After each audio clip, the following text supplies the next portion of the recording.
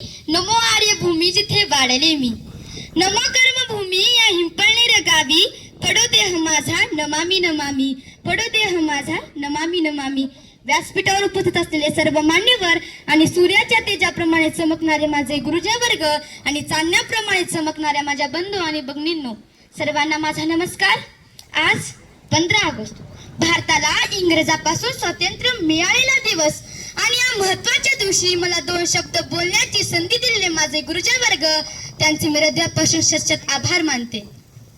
एक खून कहो किस मतलब का जिसमें उबाल का नाम नहीं, वो खून कहो किस मतलब का जो आ सके देश के काम नहीं, वो खून कहो किस मतलब का जिसमें जीवन ना रमानी है, जो पर्वत बन के बहता है वो खून नहीं वो पानी है.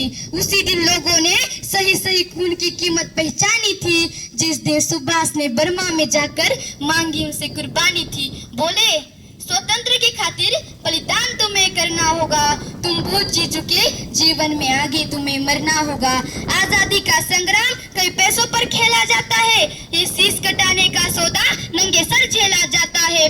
बाहें कर ऊंचे वो बोले, रक्त तुम मुझे देना, बदले में भारत की आजादी तुम मुझसे लेना. हो गई सभा में उथल फुथल, सीने में दिल न समाते थे, इंकलाब के नारे कोसों तक छाए जाते थे. हम देंगे देंगे रक्त, बस यही शब्द सुनाई देते थे, रन में जाने के लिए ओखड़े तैयार दिखाई देते थे.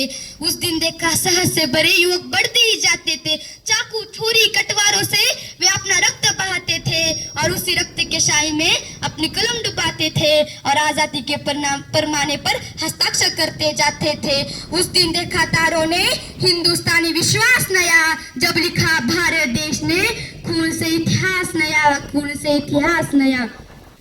आपल्याला जो स्वातंत्र्य मिळाला आहे ना, तो इतक्या सहजासहजी नाही मिळाला. वंदनीय मंगल पांडे, भगत सिंह, राजगुरु सुखदेव, चंद्रशेखर आझाद, वीर सावरकर, डॉक्टर बाबासाहेब आंबेडकर, राणी लक्ष्मीबाई अशा कितीतरी महावीरांनी आपल्या प्राणांचं बलिदान दिलं.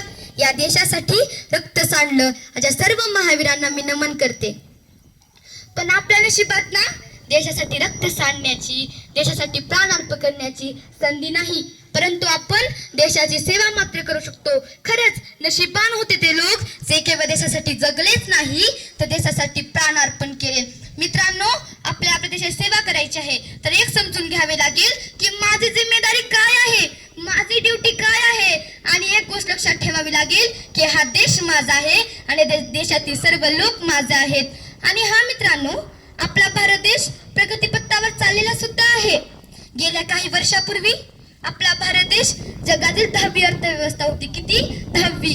आणि हा मित्रांनो, आपल्या भारत देशाने इतकी प्रगती केली की आपला भारत देश मित्रांनो, आपला भारत देश जगातील 5वी अर्थव्यवस्था आहे. कितीवी? 5वी.